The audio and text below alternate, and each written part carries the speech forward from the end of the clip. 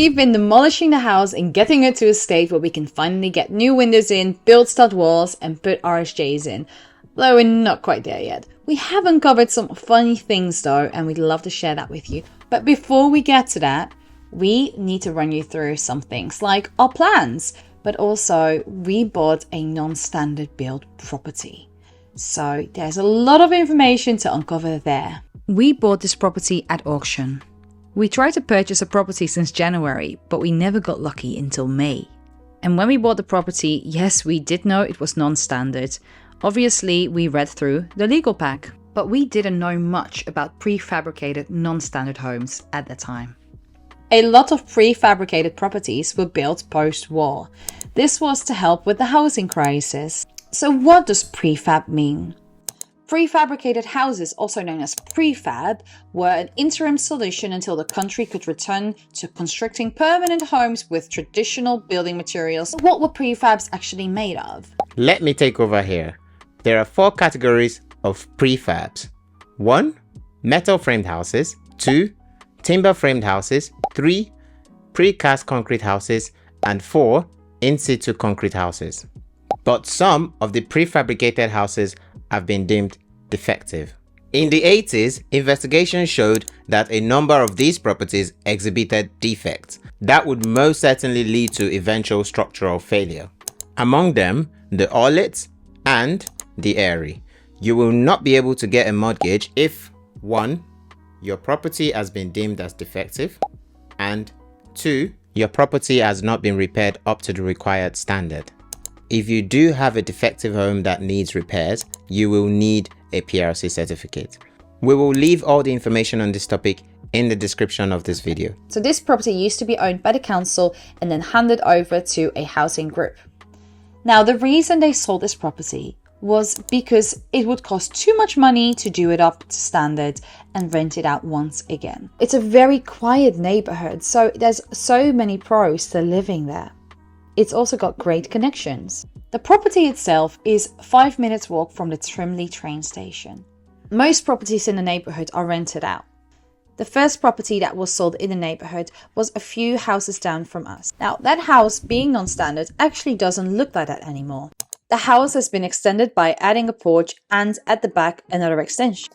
The property itself actually has been turned into a 4-bedroom house. Now, how has this been possible? They have extended the property by adding a porch at the front and an extension at the back. The extension at the back now houses an actual bathroom. So they've taken the bathroom from the first floor to the ground floor and turned the old bathroom into a bedroom. The last time this house was sold was in 2006 for 160k. The other property that was sold was actually recently sold at auction earlier this year as well.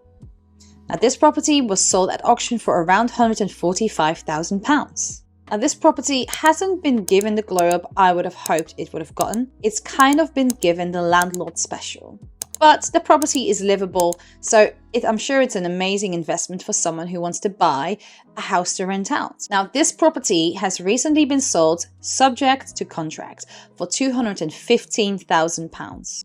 For our home, we have some bigger plans though we are definitely not turning it into a 4-bedroom house. So this is the current layout of the property. We'll be making changes both upstairs and downstairs. On the ground floor, as you can see, there's a living room, a kitchen, a hallway and a utility room. Now, we'll be making it an open plan living space and we'll also be adding a toilet under the stairs, as you can see from our plans. And importantly, we will also be adding French doors, which will give us the much needed light since we're breaking up one of the windows.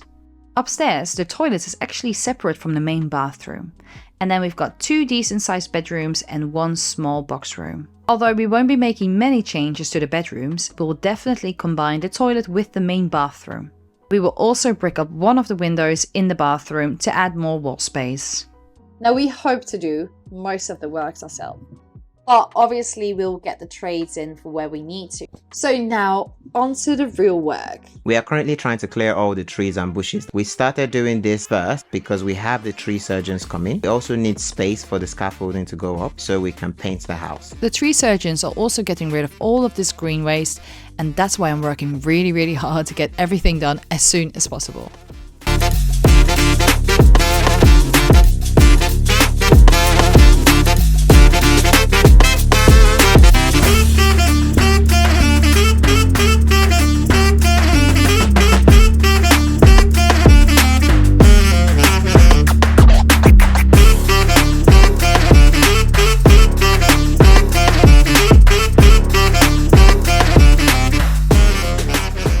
So as you can see, the whole garden is full of tree trimmings.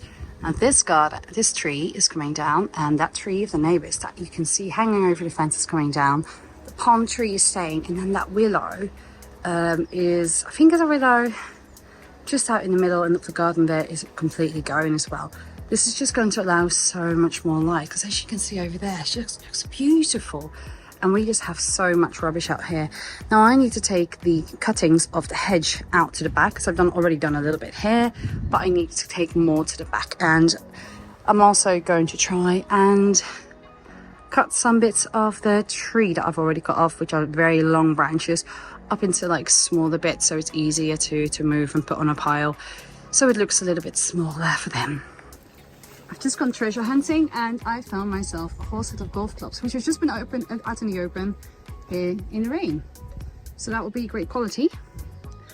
Let me go show my husband. So many treasures to reveal. After we cleared most of the garden, we got on with inside the house work. The kitchen was obviously the first to go because, as you can see, it's falling apart already. It wasn't even much of a kitchen anymore. We did find some interesting things behind the kitchen cabinets though. Among them was some awkward pictures which we wouldn't be showing you. Sorry guys.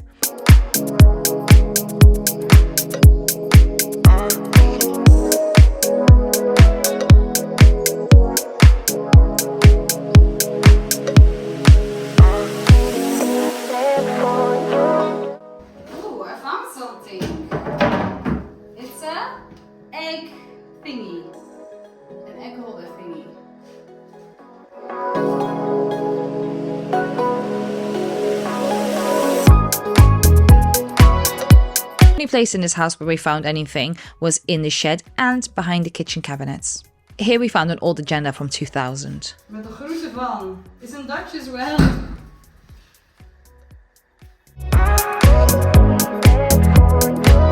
I also realized it's not the washing machine that's eating all the socks. All the socks go. Underwear of a small child. Socks. This is where all your socks go if you lose them. This is where all the socks go. Paper, newspaper, Shree. And I just get really excited about newspapers because no reason.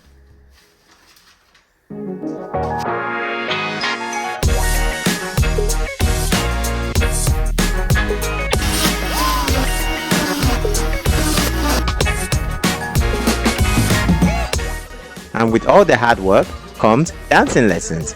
I'm sure you guys are going to learn a thing or two, me showing you these few steps. I mean, we've cut out the music, but I mean, the music was really, really good. Anyway, moving on.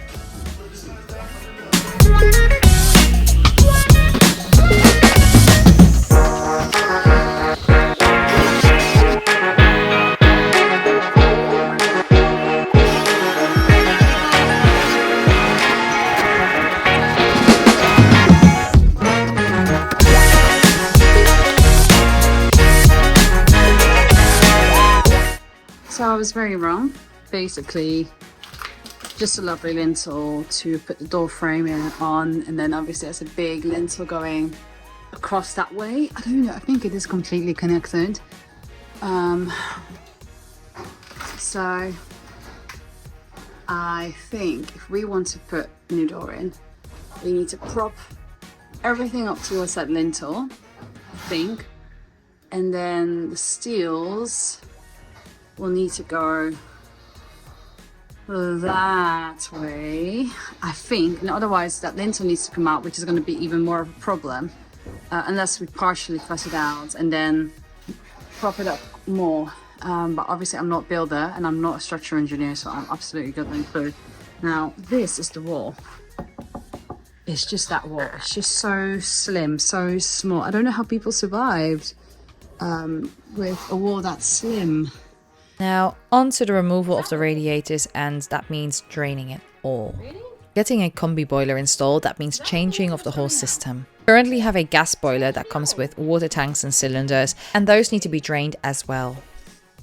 And that's what I started doing here. I was just trying to find all the valves for all the water drainage, and all of that took a lot longer than expected.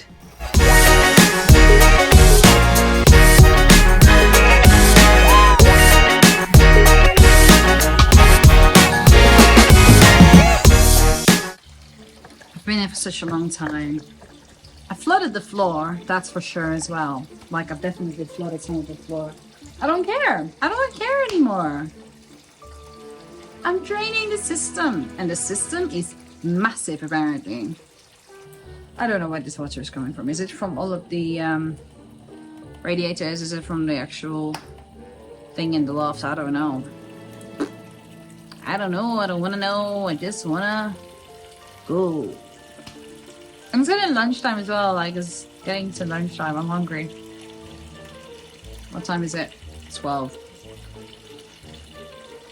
We're finally slowing down. Trickle, trickle, trickle. I'll probably still be here another 15 minutes though. But it's slowing down. That's what matters now. In the next episode, I will show you how we're going to be removing those windows and how we're going to brick them up. Very exciting with a wall that is this big. We will also show you how you can take out asbestos tiles and how you can take out an asbestos waste pipe, because those things are quite common in old homes. Don't forget to like and subscribe, and make sure that you tune in for the next episode. Now, I can't guarantee when it is because I've got a little one and I've got a renovation to deal with, but I'll do my best to get it out as soon as possible.